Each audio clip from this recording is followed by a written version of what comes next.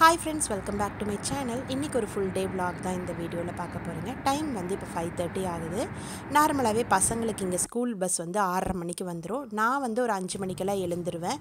அப்பதான் வந்து பிரேக்ஃபாஸ்ட் செஞ்சுட்டு அவங்கள 5:30 மணிக்கு எழுப்பி விட்டேன்னா அவங்க கிளம்பி வருவாங்க 6 மணிக்கு. 6 மணிக்குள்ள அவங்களுக்கு டிஃபன் பாக்ஸ் அவங்க காலையில சாப்பிட்றதுக்கு பால் எல்லாமே நான் ரெடி பண்ணி வச்சிட்டா தான் அவங்க கரெக்டாக சாப்பிட்டுட்டு 6:25-20க்கெல்லாம் கீழே இறங்கி போயிடணும். ஏன்னா 6:30க்கு பஸ்ஸு வந்துடும். 5 மணிக்கு கொஞ்சம் லேட் ஆகிட்டா கூட அவங்களுக்கு லேட் ஆகிடும். இன்றைக்கி காலையிலத்துக்கு வந்து இன்றைக்கி எக்ஸாம் போயிட்டுருக்கு அவங்களுக்கு லாஸ்ட் எக்ஸாமு. சீஸ் சப்பாத்தி பண்ணுறதுக்காக சப்பாத்தி மாவு தான் பிசைஞ்சு வச்சுருக்கேன். நார்மலாக நம்ம கோதுமை மாவில் தான் பிசைஞ்சிருக்கேன். இந்த ஸ்ப்ரெட்டபிள் சீஸ் போட்டு தான் வந்து செய்ய போகிறேன். அவனுங்களுக்கு இது ஸ்டஃப் பண்ணி செய்கிற சப்பாத்தி வந்து ரொம்பவே பிடிக்கும். டேஸ்ட்டு நல்லாயிருக்கும். கூடவே வந்து பாலும் கொஞ்சம் சூடு பண்ணி வச்சுட்டேன். காலையில் கண்டிப்பாக வந்து பால் கொடுத்து தான் அனுப்புவேன். ஏன்னா 6:30 மணிக்கு பஸ் வரும் இல்லையா, 5:30க்கெல்லாம் எந்திரிச்சிடுவாங்க, பசி ஆகிடும். யூஸ்வலாக ஸ்கூல் டைமில் பிரேக் வந்து 9 மணி ஆகுங்க. அவ்வளோ நேரம் சாப்பிடாம இருக்க முடியாது. அதனால் காலையில் கொஞ்சம் அளவாக ஏதாவது சாப்பிட்ற கொடுத்து பால் கொடுத்து தான் அனுப்புவேன். இல்லைன்னா ஏன்னா அவனுங்க கொடுத்து விடுறது வந்து பெருசாக விரும்பி சாப்பிட சூடாறி போயிடும். பிரேக்ஃபாஸ்ட்டு வந்து இங்கே சாப்பாடு கொடுத்து விட முடியாது, நம்ம டிஃபன் ஐட்டம்ஸ் தான் கொடுத்து விட முடியும். லஞ்சுக்கு வீட்டுக்கு வந்துடுவாங்க. 3 மணி ஆகிடும். அதுவுமே வர்றதுக்கு 3 மணி ஆகும். நார்மலாக 6:30 மணிக்கு போனானுங்கன்னா திரும்ப வீட்டுக்கு வரக்கு 3 மணி ஆகிடும். இங்கேருந்து ரொம்ப தூரம் வேறு ஸ்கூலு. இன்றைக்கி காலையிலத்துக்கு இந்த சப்பாத்தி செஞ்சு கொடுத்தேன். இந்த மாதிரி ஐட்டம்லாம் செஞ்சு கொடுக்குறப்ப கொஞ்சம் விரும்பி சாப்பிட்டுக்குவானுங்க. எப்பவும் போல் தாங்க நம்ம சப்பாத்தி மாவு பிசைகிற மாதிரி பிசைஞ்சிட்டு ஒரு உருண்டை எடுத்து ஸ்கொயர் ஷேப்பில் தேய்க்கணும். ஆக்சுவலாக என்னென்னா ஸ்கூல் வந்து ஓப்பன் ஆகாமல் தான் ஆச்சு, திருப்பி க்ளோஸ் பண்ணிட்டாங்க. ஆன்லைனில் தான் எக்ஸாம் இருக்குன்னு நினச்சிட்டு இருந்தோம். பட் சடனாக 7th ஸ்கூலில் வந்து எக்ஸாம் எழுதுன்னு சொல்லிட்டாங்க. 2 வருஷம் புக்கே தொடலை. பிள்ளைங்க ரொம்ப கஷ்டப்பட்டானுங்க. எனக்குமே இந்த ஒரு 20 நாளாக பெரிய ப்ரெஷராக இருந்தது அவனுங்களுக்கு சொல்லி கொடுக்குறக்குள்ள. ஜஸ்ட்டு பாஸ் மார்க் அளவுக்கு சொல்லித்தரதுக்கே பெரிய பாடாயிடுச்சு. ஒரு வழியாக இன்றைக்கி லாஸ்ட் எக்ஸாமு. ரவுண்டாக இந்த மாதிரி தேய்ச்சிட்டு இதை ஸ்கொயர் பண்ணுறதுக்கு உள்ளே வந்து எண்ணெய் வச்சுக்கிறேன். எண்ணெய் வச்சுட்டு 2 பக்கமும் இந்த மாதிரி மடிச்சிட்டோம்னா அழகாக ஒரே ஒரு ஷேப் ஸ்கொயர் ஷேப் வந்துடும். இடையில எண்ணெய் வச்சா தான் வந்து நிறைய லேயராக கிடைக்கும். இதை வந்து இந்த மாதிரி ஒரு ஸ்கொயராக பண்ணிவிட்டு இதை வந்து எவ்வளோ தூரம் நம்மளால் தேய்க்க முடியுதோ நல்லா மெல்லிஸாக தேய்ச்சிடணும். தடிமனாக இருந்தால் சாப்பிட்றதுக்கு நல்லா இருக்காது. எவ்வளோ தூரம் நம்மளால் தேய்க்க முடியுதோ அவ்வளோ தூரம் இதே ஷேப் மாறாமல் ஸ்கொயர்லேயே நம்ம தேய்ச்சிக்கணும். ரெகுலராக வந்து ஸ்கூலுக்கு போகிறப்ப ஏதோ ஒரு பிரேக்ஃபாஸ்ட் இந்த மாதிரி நான் வந்து செஞ்சு கொடுப்பேன். அவனுங்களுக்கு நார்மலாக வந்து எதாவது செஞ்சு கொடுத்தா அவனுங்க சாப்பிடவே மாட்டானுங்க. கொஞ்சம் இந்த மாதிரி வித்தியாசமாக பண்ணி கொடுத்தா தான் சாப்பிடுவாங்க. இந்த சீஸ் தான் இப்போ எடுத்திருக்கேன். இது அல்மராய் பிராண்டு. இது ஸ்ப்ரெட்டபிள் க்ரீம் சீஸு. ரெகுலராக இது கொடுக்க மாட்டேன். பட் ஆனால் எப்பாவது ஒரு பாட்டில் வாங்கினேன்னா செஞ்சு கொடுப்பேன். இது ஹெல்தி இல்லைங்கிறாங்க. பட் இங்கே லோக்கல்ஸ் எல்லாம் பார்த்திங்கன்னா இந்த சீஸ் வந்து ரொம்ப விரும்பி சாப்பிடுவாங்க. இங்கே குப்பூஸ்னு ஒரு ப்ரெட் ஒன்று இருக்குது. அதுக்குள்ளே இதை வச்சு ஒரு சிப்ஸ் ஒன்று இருக்குது இங்கே ரொமான் சிப்ஸ்ன்னு சொல்லிட்டு அதை உள்ளே வச்சு தான் சாப்பிடுவாங்க. நான் ஸ்கூலுக்கு வேலைக்கு போயிட்டு இருந்த சமயத்தில் பார்த்திங்கன்னா இங்குள்ள லோக்கல் ஒமானி லேடிஸோட பிரேக்ஃபாஸ்ட் பார்த்திங்கன்னா இந்த க்ரீம் சீஸும் அந்த ப்ரெட்டும் தான் நல்லாயிருக்கும் சாப்பிட்றதுக்கு. ஃபஸ்ட்டு எனக்கு பிடிக்காம தான் இருந்தது. பட் இது சாப்பிட்டதுக்கப்புறம் ஒரு மாதிரி நல்லா க்ரீமியாக சூப்பராக இருக்கும் இது. இப்போ இதை ஷேப் பண்ணுறதுக்கு வந்து 2 சைடும் கத்தி வச்சுட்டு கரெக்டாக அந்த எனக்கு கொஞ்சம் எக்ஸ்ட்ராஸ் எல்லாம் எட்ஜஸ் எல்லாம் கட் பண்ணிட்டா நீட்டாக இருக்கும் பார்க்குறதுக்கு. சென்டரில் சீஸ் வச்சு ஸ்ப்ரெட் பண்ணி 2 பக்கம் போட்டு இது பண்ணிட்டேன். இன்னொரு சப்பாத்தி வந்து அதே மாதிரியே ஸ்கொயர் மாதிரி தேய்ச்சிட்டு இந்த க்ரீமை உள்ளே வச்சுட்டு ஹனி போட்டுக்கிறேன் நான். இது ஒரு நெக்டர் பிளாசம் ஹனின்னு சொல்லிட்டு நமக்கு எந்த ஹனி வேணாலும் போட்டுக்கலாம். நல்லாயிருக்கும் இது டேஸ்ட்டாக. மைதாவில் செய்கிறப்போ இன்னும் நல்லாயிருக்கும். பட் ஆனால் நான் வந்து மைதா அதிகமாக யூஸ் பண்ண மாட்டேன். சில ரெசிபிக்கெல்லாம் வழியே இல்லைன்னா யூஸ் பண்ணுவேன். பட் இதெல்லாம் சப்பாத்தி மாவுலேயே செஞ்சுக்குவேன் நான். நல்லா இந்தளவுக்கு மெல்லிஸாக தேய்க்கணுங்க. 2 பக்கம் போட்டு கவர் பண்ணி சீல் பண்ணிடணும். வெளியில் வராத அளவுக்கு சீல் பண்ணிவிட்டு அந்த எட்ஜஸை வந்து நான் நைஃப் வச்சு கட் பண்ணி எடுத்துடுவேன். ஸோ பார்க்குறக்கு ஷேப் வந்து அழகாக இருக்கும். அடுப்பை வந்து சிம்மில் வச்சு தான் இதை வந்து சுடணும். ரொம்ப ஹை ஃப்ளேமில் வச்சா சப்பாத்தி வந்து வெந்து வேகாமல் கருகுன மாதிரி ஆயிரும். அடுப்பை சிம்மில் வச்சு இதை 2ஐயும் வந்து சுட்டு எடுத்துடலாம். ஒன்று ஹனி போட்டு செஞ்சுருக்கேன், இன்னொன்று வந்து ஹனி இல்லாமல் செஞ்சுருக்கேன். ரொம்ப ஹை ஃப்ளேம் வைக்க வேண்டாம், ரொம்ப லோ ஃப்ளேம்லேயே வச்சு இதை குக் பண்ணி எடுத்துடலாம். அப்போ தான் நல்லா வேகும். இப்படி தாங்க இருக்கும். இங்கே மஸ்கட்டில் பார்த்திங்கன்னா இந்த மாதிரி தான் காலையில் வந்து நேரமே எழுந்திரிச்சு பசங்களை அனுப்பிச்சுட்டு ஆஃபீஸ் அனுப்பிச்சுட்டு அப்புறம் ஒவ்வொரு நாளைக்கு ஒவ்வொரு மாதிரி வேலை போயிட்டுருக்கும். நான் இந்த 2 அதாவது 6 மாதம் கிட்ட ஊருக்கு போயிட்டேன். எவ்வளோ ஒரு 4-4.5 மாதமே நான் இந்தியாவில் தான் இருந்தேன். ஊர்லேருந்து வந்து கோவிட் இன்ஜெக்ஷன் போட்டோம். பூஸ்டர் நாங்கள் 2 பேர், நானும் ஹஸ்பண்ட் பூஸ்டர் போட்டோம். பசங்களுக்கு வந்து ஃபஸ்ட் டோஸ் போட்டோம். வந்து 1 வீக் டயர்டாகவே இருந்தது. அப்புறம் இன்ஜெக்ஷன் போட்டுது. அப்புறம் அதுக்குள்ளே இந்த எக்ஸாம் டென்ஷன், வீடு வந்து பெருசாகவே க்ளீன் பண்ணலை. இன்றைக்கி வந்து பசங்களை அமுச்சு விட்டுட்டு ஹஸ்பண்ட் வந்து வெளியில் போகிறாங்க, லஞ்சுக்கு வர மாட்டாங்க, சொகார் போகிறாங்க. அதனால் எனக்கு இது கொஞ்சம் ஃப்ரீயாக இருப்பேன். நான் வீடு ஃபுல்லாக க்ளீன் பண்ணிடலான்னு நினச்சிருக்கேன், டீப் க்ளீன் பண்ணலான்ட்டு. யூஸ்வலாகவே மந்த்லி ஒன்ஸ் வந்து நான் டீப் க்ளீன் தான் பண்ணுவேன். சப்பாத்தி வெந்து ரெடி ஆகிடுச்சு. இப்போ பால் போட்டுட்டு பசங்களுக்கு கொடுத்து அவங்கள அமுச்சு வச்சிடலாம். ஹார்லிக்ஸு பூஸ்ட்னு ஏதாவது ஒன்று மாறி மாறி கொடுப்பேன் நான். காலையில் ஒரு நேரம் மட்டும் பால் குடிப்பாங்க, ஈவினிங் வந்து நார்மலாக டீ தான். டைம் 6 பக்கம் ஆகிடுச்சு. ரெடியாகி வந்துட்டானுங்க. சாப்பிட கொடுத்துட்டு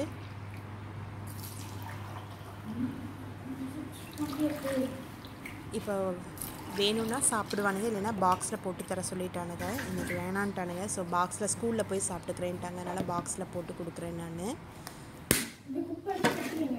பால் மட்டும் குடிச்சிட்டு கிளம்பிட்டானுங்க. டைம் இப்போ ஆல்மோஸ்ட் 6:20 ஆகிடுச்சு. பஸ் வந்துடும்.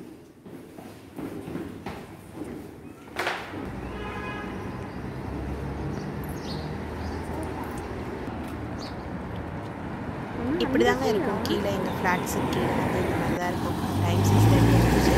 நிறைய பசங்க இப்போ எங்கள் ஃப்ளாட்லேயே இருக்காங்க. இப்போ இருக்குது எங்கள் கிச்சன். எங்களுக்கும் பிரேக்ஃபாஸ்ட் முடிச்சுட்டு கொஞ்சம் லஞ்சுக்கு இப்போவே காலையிலே பண்ணிட்டேன். ஏன்னா க்ளீனிங் வேலை இருக்குது இல்லைங்களா, அதனால் பண்ணிவிட்டு ஃபுல்லாக கிச்சன் ஃபுல்லாக ரெடி பண்ணிட்டேன். நானும் சாப்பிட்டுட்டு ஹஸ்பண்டும் கிளம்பிட்டாங்க. இனி ஃபுல்லாக வீடு க்ளீன் பண்ண தான் போகிறேன் நான்.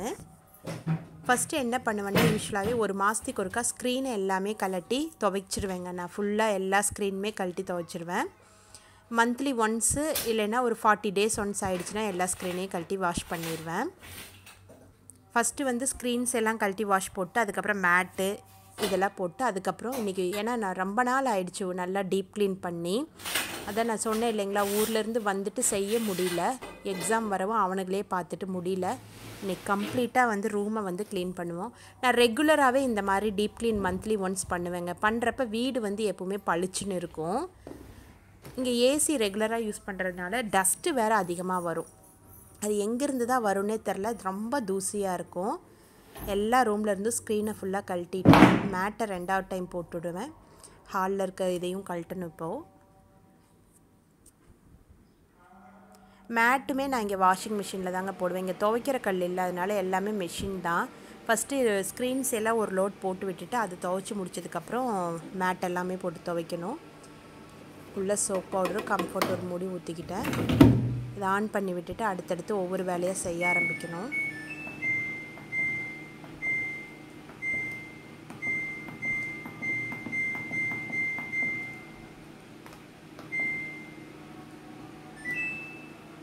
இது டாப் லோடு தான், ஃப்ரண்ட் லோட் கிடையாது. எனக்கு ஊரில் ஃப்ரண்ட் லோடு யூஸ் பண்ணதுக்கப்புறம் எனக்கு டாப் லோடை விட ஃப்ரண்ட் லோடு தான் ரொம்ப பிடிச்சிருக்கு.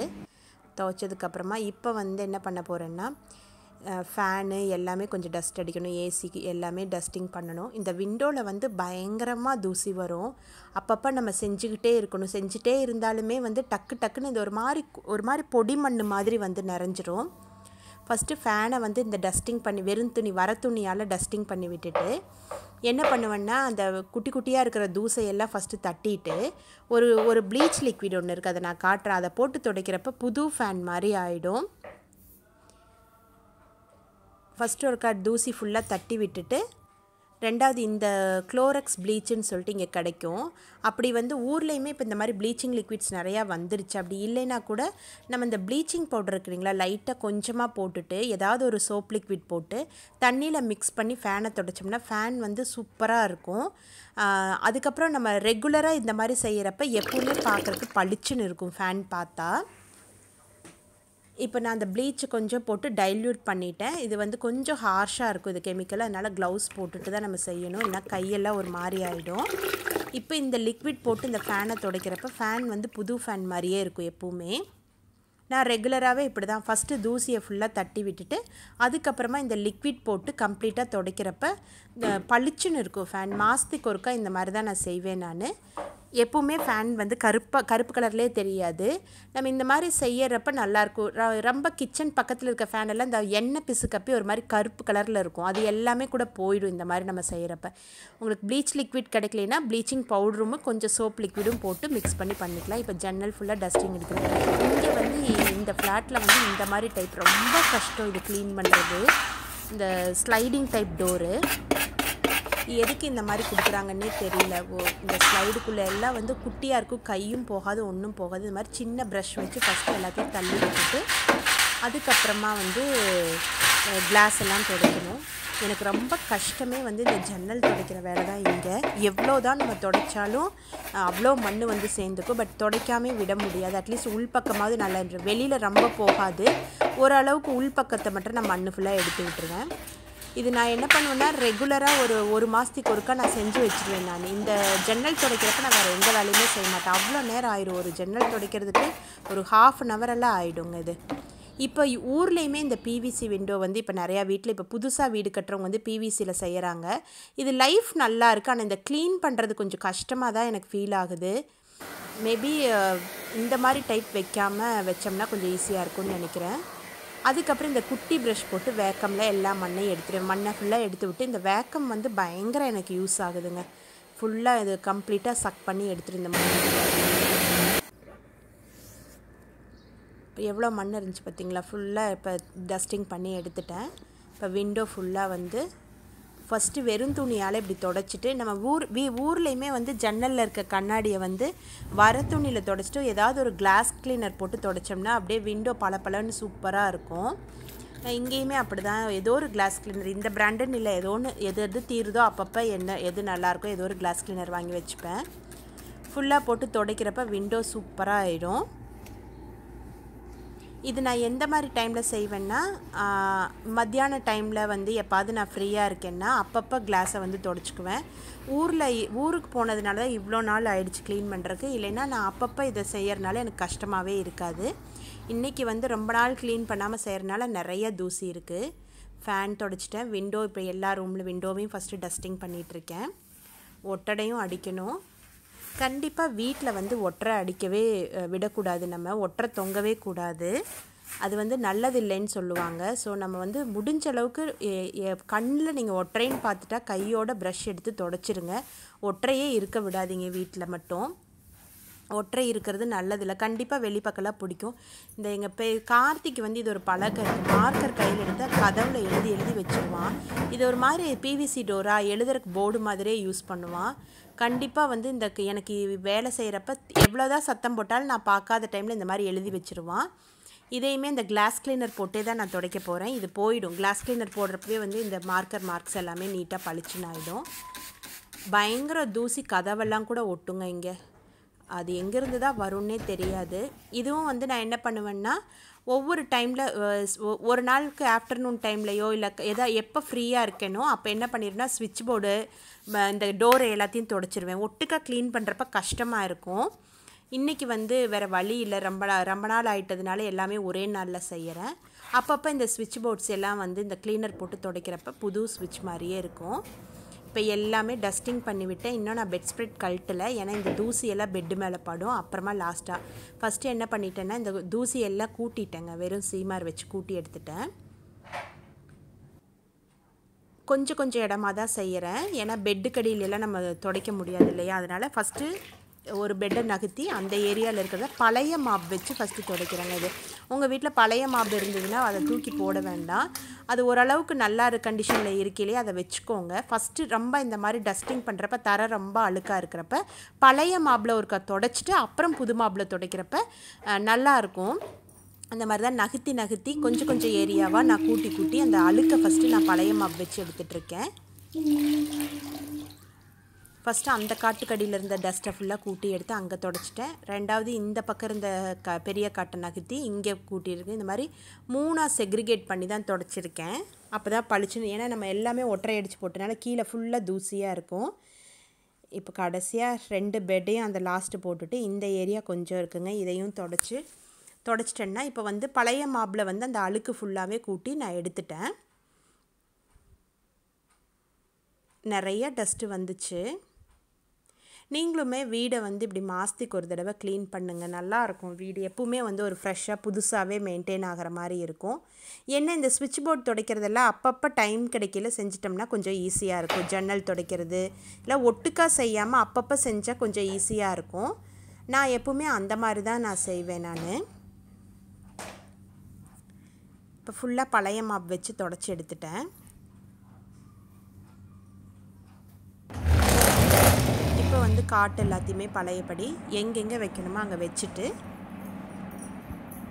பெட் ஸ்ப்ரெட்டையெல்லாம் கழட்டி துவைக்க போட போகிறேன். இங்கே வந்து இந்த பெரிய பெட்ஷீட் வந்து வாஷிங் மிஷினில் போட முடியாதுங்க, ரொம்ப ஹெவியாக இருக்குது. அப்படியே ஸ்க்ரீனும் துவைச்சிருச்சு. போய் மொட்டை மாடியில் காய வச்சுட்டு வந்துடுறேன். வெயிலில் போட்டு எடுக்கலான்னு சொல்லிட்டு காய போட்டேன். இந்த பெட்ஷீட் வந்து பயங்கர ஹெவி. மெஷினில் போட்டால் அது மெஷின் போயிடும். ஏன்னா இது வெயிட்டே 10 கிலோ வரும். தண்ணியில் போடுறப்ப 20 கிலோவுக்கு மேலே ஆகிடும். இது மெஷினில் துவைக்க முடியாது, லாண்ட்ரியில் தான் கொடுக்கணும். பெட்ஷீட்ஸ் யூஸ்வலாக லாண்ட்ரியில் தான் கொடுத்து வாங்குவேன். இப்போ இதை எல்லாத்தையுமே கழட்டிட்டு வேறு உரம் மாற்றணும். இந்த மாதிரி தூசி எடுக்கிறப்ப எடுத்தது உரைய கழட்டாதீங்க. ஃபஸ்ட்டு எல்லாத்தையும் ஒற்றையெல்லாம் அடித்து முடித்து கூட்டினதுக்கப்புறமா இது பண்ணலைன்னா பெட்டு மேலே ஃபுல்லாக டஸ்ட்டு பட்டுரும். நான் எப்போவுமே இந்த மாதிரி தான் செய்வேன். தூசி அடிக்கிறப்ப பெட்டு பழைய உரையை நான் கழட்ட மாட்டேன். ஃபுல்லாக அடித்து முடிச்சுட்டு லாஸ்ட்டாக தான் நான் கழட்டுவேன். உரையெல்லாம் கழட்டியாச்சு. இதை துவைக்க போட்டுட்டு இப்போ என்ன செய்வேன்னா, இப்போ ஏற்கனவே ஒரு தடவை பழைய மாப் வச்சு தூசியெல்லாம் எடுத்துட்டேன் இல்லையா. இப்போ பெட் உரையெல்லாம் கழட்டினதுக்கப்புறம் சின்ன சின்ன தூசெல்லாம் இருக்கும். அதை எல்லாத்தையுமே வேக்கம் வச்சு திருப்பி ஒருக்கா வேக்கம் போட்டு கம்ப்ளீட்டாக டஸ்டிங் பண்ணிட்டேன். வேக்கமில் எடுக்கிறப்ப வந்து சூப்பராக இருக்குங்க. எல்லா டஸ்ட்டுமே நல்ல சுடுதண்ணியில் வந்து துடைச்சி விட போகிறேன். நான் எப்போவுமே வீடு துடைக்கிறது வந்து ஹாட் வாட்டரில் தான் துடைப்பேன். ரிங்கர் மாப் தான் வச்சுட்ருந்தேன், அது போயிடுச்சு. இப்போ ஒரு மாப் வச்சுருக்கேன் நான். நீங்கள் என்ன லிக்விட் போடுவீங்களோ, நான் டெட்டால் போட்டு தான் துடைக்கிறேன். ஊரில் லைசால் நல்லாயிருக்கும். லைசாலோ எது வேணாலும் நம்ம போட்டுட்டு இப்போ வேறு புது மாப்பில் துடைச்சோம்னா நல்லாயிருக்கும். வீடு தூசி அடிக்கிறப்ப பழைய மாப் இருந்தால் தூக்கி போடாமல் ஃபஸ்ட்டு அழுக்கையெல்லாம் அதில் எடுத்துகிட்டு அப்புறம் வேறு மாப் வச்சு துடைக்கிறப்ப நல்லாயிருக்கும். வீடு ஃபுல்லாக துடைச்சாச்சு. எல்லா ரூமுமே இந்த மாதிரி தான் செஞ்சிட்ருக்கேன் நான். இப்போ பெட் ஸ்ப்ரெட்டெல்லாம் மாற்றிட்டேன். கம்ப்ளீட்டாக பெட்ரூம் நீட்டாகிடுச்சு. இன்னும் ஸ்க்ரீன் மட்டும் போட்டு விடணும், அது காஞ்சிட்ருக்குது. இது 2 லாண்ட்ரிக்கு கொடுக்குறக்காக எடுத்து வச்சுருக்கேங்க. இது 2மே வந்து லாண்ட்ரிக்கு கொடுக்கணும். இந்த வீக்கெண்டில் தான் போய் கொடுத்துட்டு வரணும்.